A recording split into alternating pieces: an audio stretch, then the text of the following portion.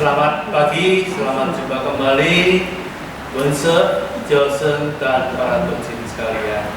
Terimalah salam pengakuan iman kita hanya kebajikan Tuhan berkata. Titik penting.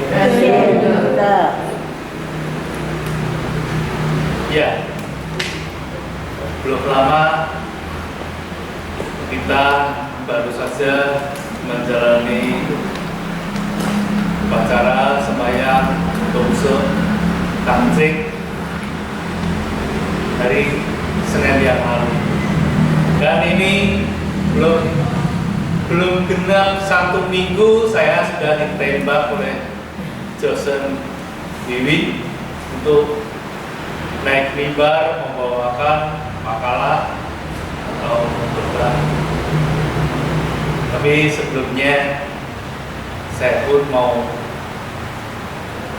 memberikan suatu kabar kita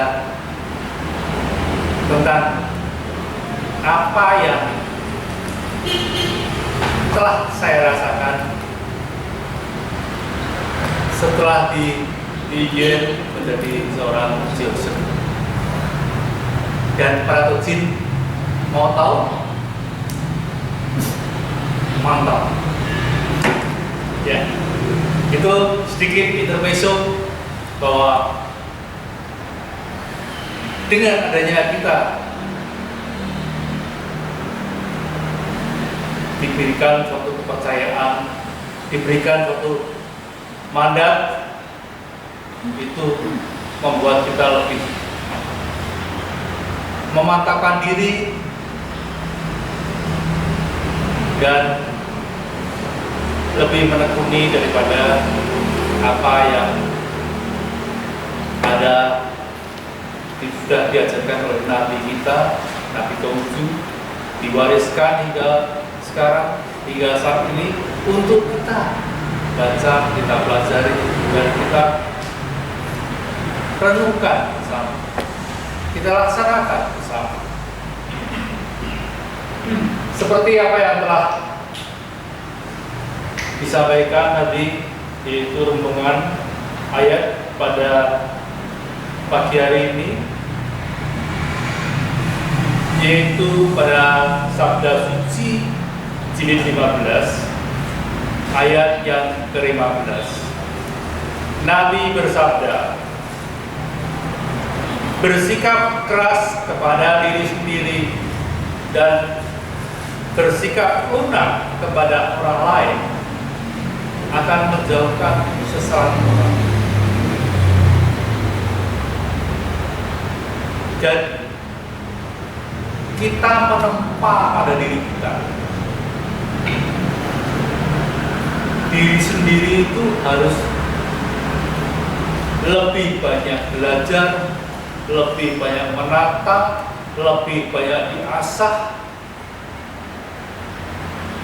Kata orang ya, sedikit bicara atau banyak diam, yaitu lebih banyak mendengar, sehingga dan di dalam sikap yaitu lebih mengalah kepada orang lain. Tapi kita tahu mengalah bukanlah suatu hal yang kalah, harus lunak pada orang lain, yaitu kita menaruh hormat pada orang lain. Jangan pernah khawatir bahwa kita tidak akan dihormati orang lain. Tapi justru khawatirlah kalau kita kalau kita sampai lupa, kalau kita sampai tidak bisa menghargai, menghormati orang lain.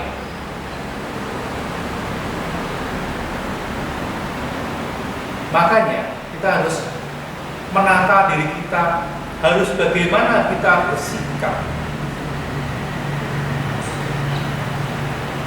keras pada diri sendiri, lunak pada orang lain. Itu salah satu cuplikan dari ayat suci dari warisan Nabi kita, itu sangat mendalam. Belum yang lain-lainnya diuraikan lebih banyak lagi. Baik, di sini akan ada beberapa kisah yang menyangkut tentang ayat tersebut. Yang belum lama terjadi adalah seperti tadi yang saya katakan, bahwa saya belum genap 1 minggu Lilian di lidah gerbang kebajikan Makin Solo ini sebagai seorang Jose. Bukan itu menjadi suatu titik daripada keinginan atau sebagai puncaknya, sebagai hasilnya, bukan berarti. Itu adalah awal daripada saya berkiprah, menjalani, menempa diri di dalam tugas kewajiban sebagai seorang penebar ajaran Nabi, sebagai seorang Jose. Dan di dalam hidup penataan itu, sebelumnya dan sekarang dan nantinya, banyak orang bertanya, baik dari Pak Henry sendiri, Ketua Makin Solo, juga menanyakan, walaupun saya sudah tahu dia sudah tanda tangan tentang surat yang akan dibayar layakan ke Matakin, Pak Dian sudah mantap jadi seorang Jose.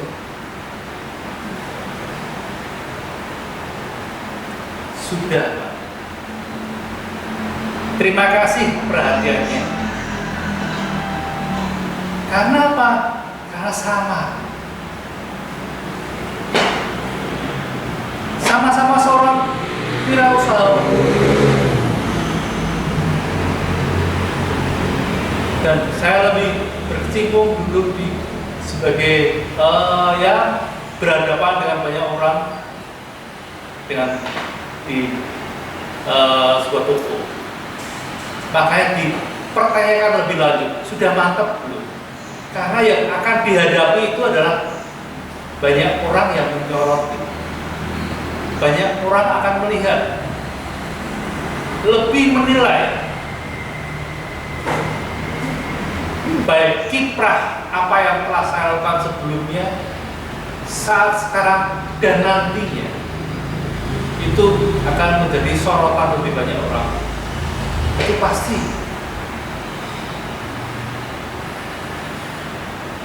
Kemudian sebelum di Lilian hari Senin, hari Sabtunya mendapatkan wawancara dari Matakin Pusat oleh Winston Sunarta.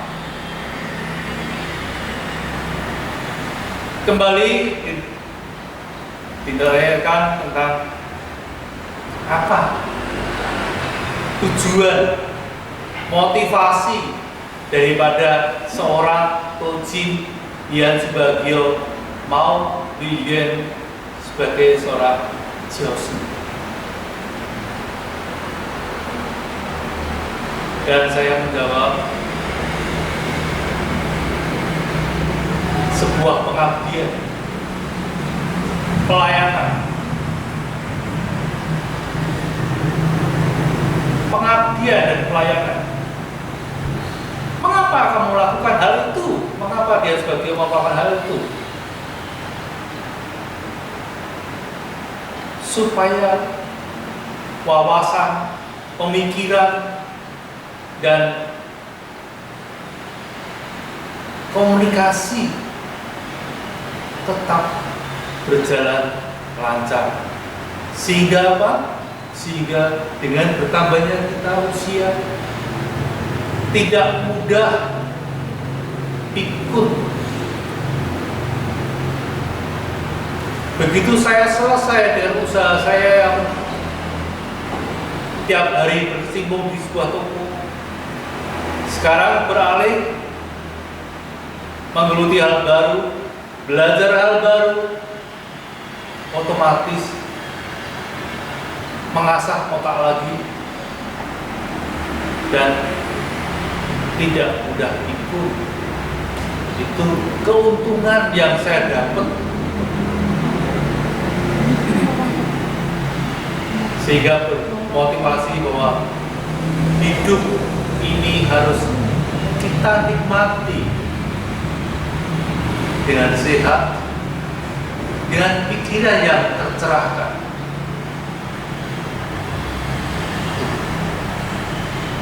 Kalau hanya seorang Joseph, hanya sekedar titel atau jabatan, saya katakan sejak saya sekolah menengah pertama atau SMP itu sudah digandeng, sudah diajak oleh Maxion, tahu ya? Bense ATMP, Bense Solo Nino Pratiwi apa Pratiwi? Ya, nah, sudah digandeng, diajak masuk menjadi seorang coaching pada saat itu. Yang di depan kita, Wajah Purwani, juga sudah mengajak saya.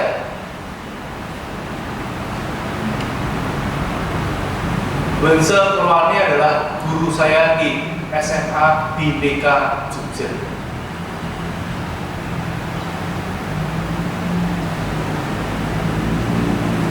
Dan dulu ada yang mengajari saya pergi kemana-mana, itu ke Blora Lasem juga, yaitu, tapi sekarang sudah jarang kemari. Kalau dulu kalau tidak salah masih Kausik Mariana, itu pun juga demikian.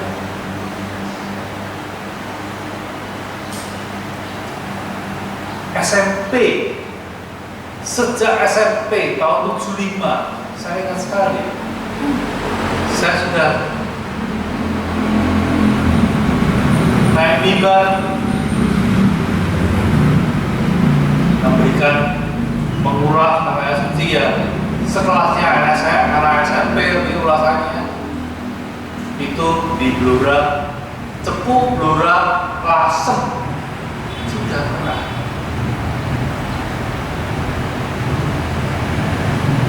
Kalau hanya itu sudah pernah. Sudah pernah diajak dan ditawari oleh Tasir almarhum Kasih Sejijai untuk berkiprah bersama-sama membangun agama Konghucu. Tapi pada saat itu karena usia yang masih belia, harus ada izin dari orang tua, dan orang tua tidak mengizinkan. Memang bukan penyesalan, karena tidak mengizinkan pun juga ada alasannya. Masih muda, masih sekolah, belum bekerja, belum berkeluarga, belum ini dan itu, banyak jenjang waktu yang harus dilalui. Mengapa kamu mengekang diri, mengikat diri, membatasi diri dengan sebuah jabatan seorang Zeus, seorang Kausik?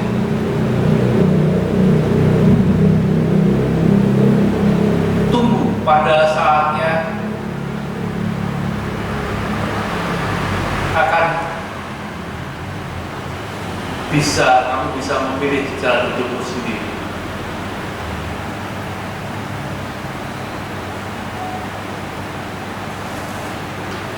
Kalau dari Jogja jalan hidup kuliahnya di Solo, kembali hanya memimpin di Muda-Mudi atau Pakin Solo. Pernah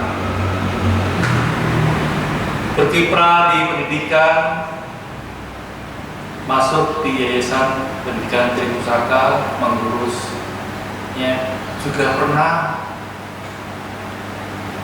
berkecimpung jabatan sebagai wakil bendahara di Pakin Solo juga sudah.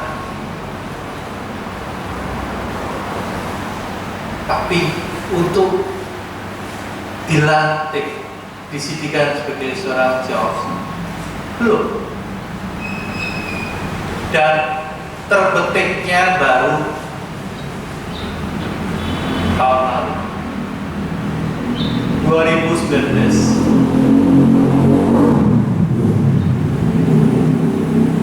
Kembali Johnson Bibin, ayo Pak Dian tahun ini di Yuan jadi ikut Yuan jadi seorang Johnson.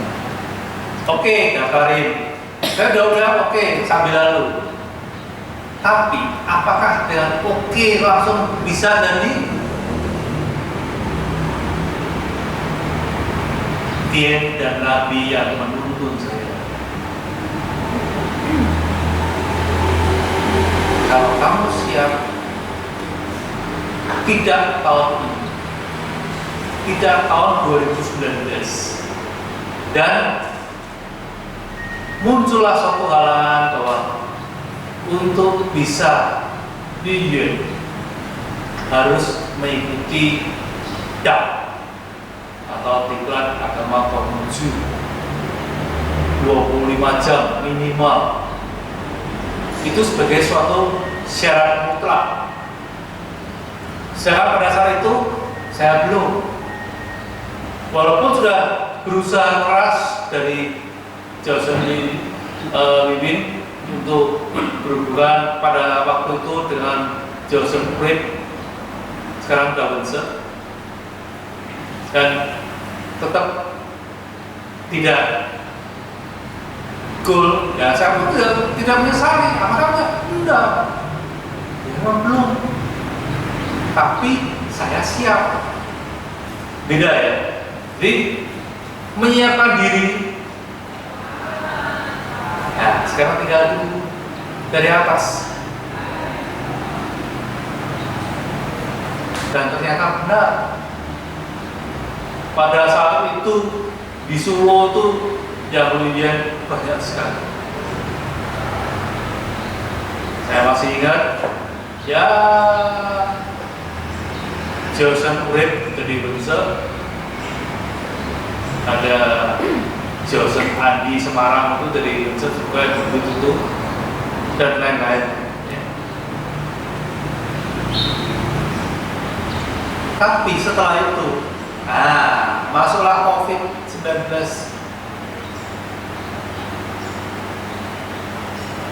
Sama kan? Jadi saya harus belajar terlebih dahulu menata diri, menata pikiran. Ini saatnya kamu belajar. Seandainya kamu demikian tahun 2019, ya bodoh aja, sama aja. Banyak hambatan, banyak halangan yang merintang. Lebih baik tak kalah diri. Itu yang saya rasakan. Dan tahun ini lebih enteng lagi, dimudahkan. Kalau dulu di angka atau DAP itu harus berapa hari, 3-4 hari di suatu daerah, tidak hanya Solo. Pernah waktu itu ke Tuban juga, pernah di Purwokerto juga. Tapi tahun 2020 istimewa di rumah, di toko, online. Saya bisa mengikuti kegiatan sehari-hari tidak terganggu. Berarti merasakan suatu kemudahan, kenyamanan di dalamnya, happy, senang, apa? Dimudahkan.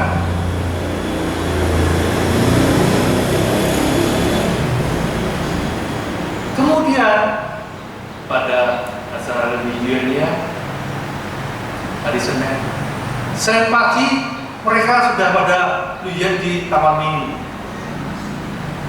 Komiao Taman Mini.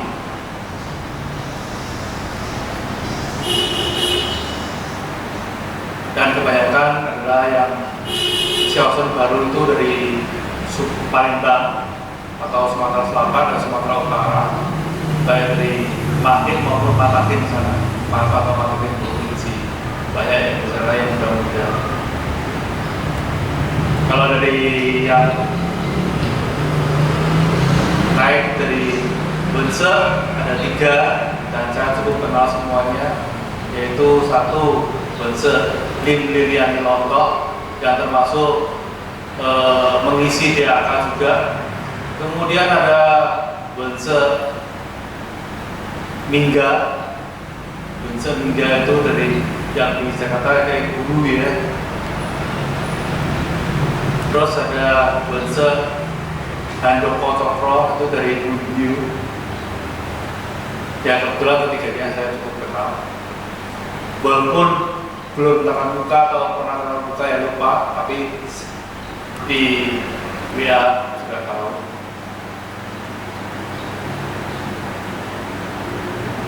Dan di Solo, Bunse Aji mulai berbangga hati bahwa tahun ini pun tidak gerbang kebajikan Makin Solo tetap ada Liyuan, walaupun hanya seorang Cios, yaitu saya sendiri. Bisa dikatakan anak tiri, bisa dikatakan anak emas. Anak tiri bagaimana? Loh, yang lainnya berbondong-bondong ke Jakarta kok kamu di Solo sendiri. Anak emasnya gimana? Suatu kebanggaan. Di tahun 2020 di lidah gerbang kebajikan Makin Solo hanya 1, dan itu akan tercatat dengan tingkat emas sehingga jadi anak emas ya. Jadi hal itu gimana? Kembali kepada masyarakat luas, kembali kepada diri sendiri, merasa bangga atau merasa minder. Otomatis saya merasa bangga dong, dimudahkan, tidak harus mengikuti dakwah kota, cukup online di rumah saja. Liyuan tidak harus ke Jakarta repot dengan tes COVID lah, ya tes inilah, tapi cukup di rumah saja, di kota sendiri, di Solo. Dan tunggal, bangga kan? Kemudian tantangan lagi, tanya lagi. Langkah selanjutnya setelah jadi seorang Cios, apa yang akan dia Subagio lakukan? Dan saya mengatakan pada kita ini sekalian juga, hal pertama adalah berkumpul sesama rohani, baik secara online maupun offline. Jadi mungkin dalam waktu dekat Entah awal tahun nanti saya mintakan pada Haji untuk membuatkan satu grup khusus Rohaniwan Patim Solo. Di sana kalau bisa rembukan secara online, ya bisa mengatur jadwal untuk ketemu online. Kegiatannya apa saja, dulu yang lebih senior di bidangnya itu siapa saja, kedepannya mau kemana.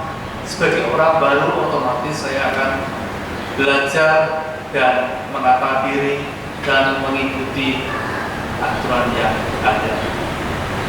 Nah, kedepannya bagaimana? Ya, kita jalani pelan-pelan, satu persatu. Sehingga apa? Kembali kepada yang tadi, menata atau bersikap keras pada diri sendiri dan bersikap lunak pada orang lain, menempa diri dan menjalankan tugas. Sesuai kan? Ya. Kalau tidak sesuai, ya disesuaikan. Kemudian cerita selanjutnya, tentu para Tunsin melihat suatu kiprah bahwa negara kita Indonesia selalu diributkan, selalu tercoki, selalu ada masalah, dan dengan adanya masalah membuat negara semakin kuat. Dengan adanya masalah, negara menjadi semakin kuat. Tanpa masalah, negara akan terlemahkan. Sejak zaman Presiden Jokowi menjabat naik dari presiden, selalu saja ada masalah. Dan kita tahu semuanya, kita untuk baca berita. Tapi justru pada waktu-waktu itu, waktu-waktu di mana Pak Jokowi jadi presiden, jalan tol menjadi lancar. Tol dari Jakarta ke Surabaya dan Jawa Timur sampai hampir ke Banyuwangi, semua terbukakan. Jalan tol di Sumatera pun demikian, di Kalimantan, di Sulawesi, semua terrealisasi. Di Papua juga demikian. Harga premium, harga pertalite atau bahan bakar standar Pulau Jawa dan pulau yang lain di Papua harga sama, satu harga. Itu suatu kemajuan besar. Padahal sebelumnya itu negara tenang, damai ini, tapi di sana itu merasakan bahwa 1 liter bensin itu berapa? 60.000, 80.000. Di sini ada 6.000 atau 8.000. Belum lagi semen, belum lagi apa, sehingga sangat berkurang.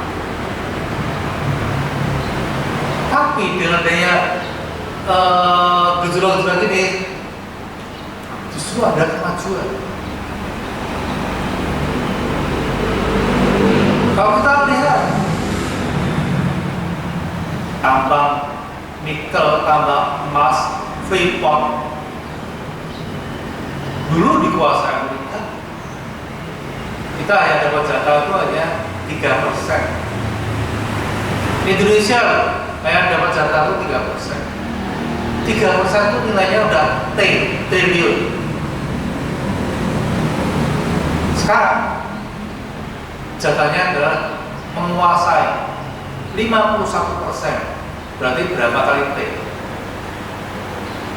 T-nya berapa? Bisa kita bayangkan, justru itu. Belum lagi dengan adanya suatu apa itu tentang impor minyak atau BBM. Dulu dikuasai oleh beberapa orang, sekarang negara yang mengambil alih. Sehingga apa? Sehingga ya itu gonjang-ganjing itu merasa yang secara egosentris, merasa berkurang daripada penghasilannya, terganggukan pada usahanya, ya mereka pun mencari istilahnya dalam pewayangan itu ya goro-goro. Tapi sebagai ya lakonnya itu ya tetap selalu berada pada rel yang benar. Dan yang terakhir, kejadian terakhir kita tahu tentang seorang Rizik. Saya tidak akan mengulas, tapi hanya membaca berita saja, menjelaskan berita dari berita. Dan ternyata dengan adanya suatu gejolak itu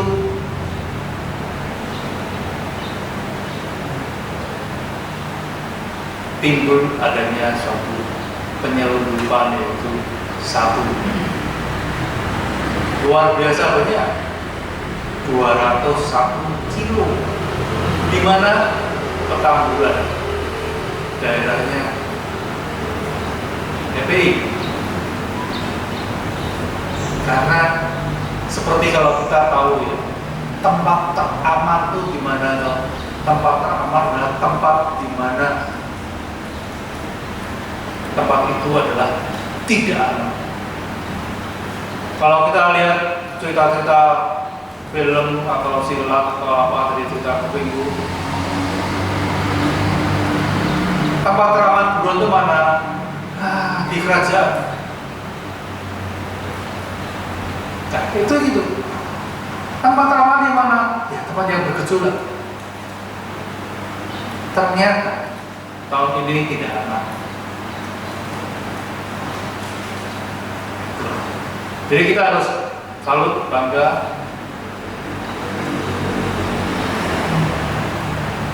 bahwa pimpinan kita dan yang di pusat-pusat itu menempa diri, bersikap agak lunak, sehingga mencari sela-selanya, terobosannya di mana. Pertanyaan, orang demo pasti ada duitnya, gak ada duitnya gak mungkin demo.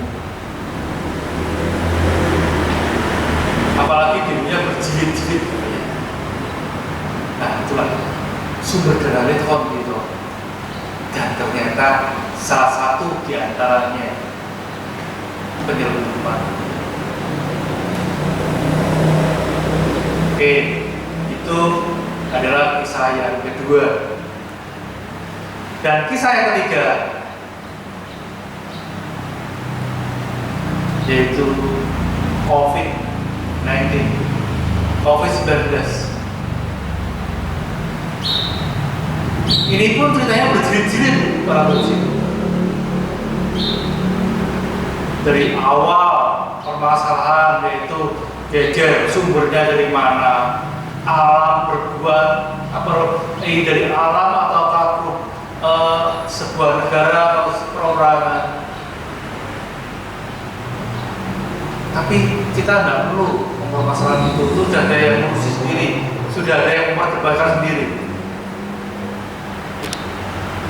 Tapi mengapa hal itu terjadi hingga sekarang ini? Karena yang namanya virus tersebut sangat mudah menular. Sangat mudah menular. Makanya kita harus kembali diri. Kalau kita menutup diri, otomatis kita membatasi diri supaya tidak menular suffering orang lain seandainya kita kena. Jangan sampai kita membawa masalah buat orang lain dan menjebalati orang lain itu kita bentengin supaya kalau kita mau berada orang teman orang lain juga kita nggak tahu, karena seperti flu biasa gejala awal adalah batuk pilek seperti flu biasa, tapi kita pernah tahu kan yang namanya flu berat itu yang namanya beler, kita tahu ya, dan istilah kasarnya itu ubel atau apa itu kita tahu anak kecil yang sampai disedot-sedot mainan itu saya ya, beler, gitu loh, tapi tidak disedotin, masuk lagi, beler lagi, sedot lagi, masuk lagi, itu lama-lama gimana? Warnanya hijau anak kecil, pernah lihat? Warnanya pasti kehijauan. Seperti itu para kecil, tapi di dalam mengganggu aliran pernapasan dan kurangnya kalau dia sampai cepat meninggal kenapa? Bumpah.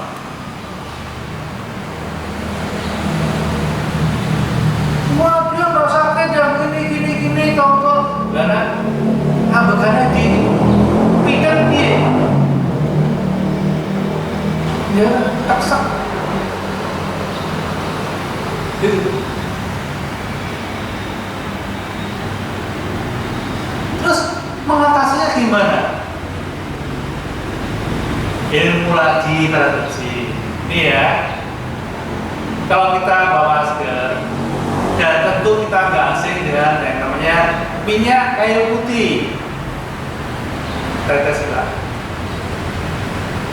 berikan minyak kayu putih, jadi kita ada aromanya, itu sangat bagus mencegah adanya virus masuk, nggak hanya virus COVID aja, virus yang lainnya belum. Kemudian apa? Kalau kita merasakan sudah greges-greges tidak enak, perasaan dirinya udah nggak enak, gitu. Apalagi kalau sampai beler, baskom, kasih remasol atau air putih atau apa, kasih air panas, ya. Kita hirup pakai hidung, keluarkan pakai mulut, hirup pakai hidung, keluarkan pakai mulut. Dan nanti kalau membeli rekan biarkan waktu baskom, hari yang di baskom, yang kita manfaatkan aromanya supaya bisa melegakan pernapasan kita. Setelah kita melakukan 10 menit, buang, istirahat. Nanti siang hari merasa kendala lagi, melakukan lagi.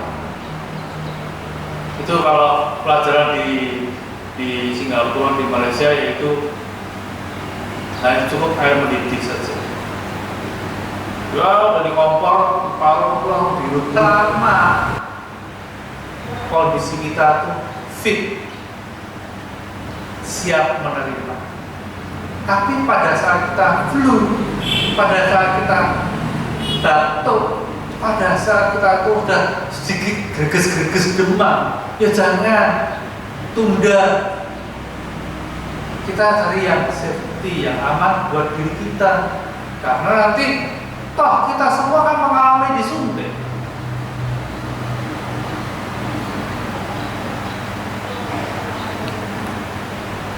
Ya.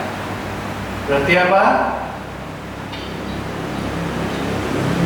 Tinggalkan daya tahan tubuh kita sebelum hal lain masuk. Jadi kalau dalam ayat tadi disampaikan bahwa bersikap keras kepada diri sendiri dan bersikap lunak kepada orang lain akan menjauhkan sesama orang. Jadi ada kisah, ada 3, yaitu Liu Yin seorang Dian Subagio, kisah tentang Jokowi yang menata Indonesia, dan kisah tentang COVID-19. Semuanya adalah bersumber sama kalau kita hubungkan dengan ayat Nabi, yaitu lebih keras pada diri kita dan lunak pada orang lain, tapi tetap waspada, tidak menyesal pada nantinya. Demikianlah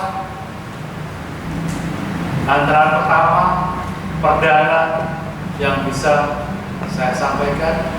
Semoga bisa membuka lebih lebar wawasan kita, bermanfaat buat kita semuanya untuk menata hidup kita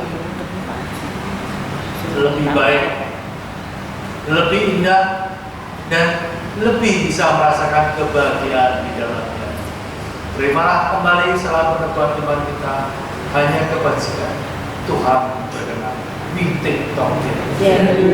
Siapa?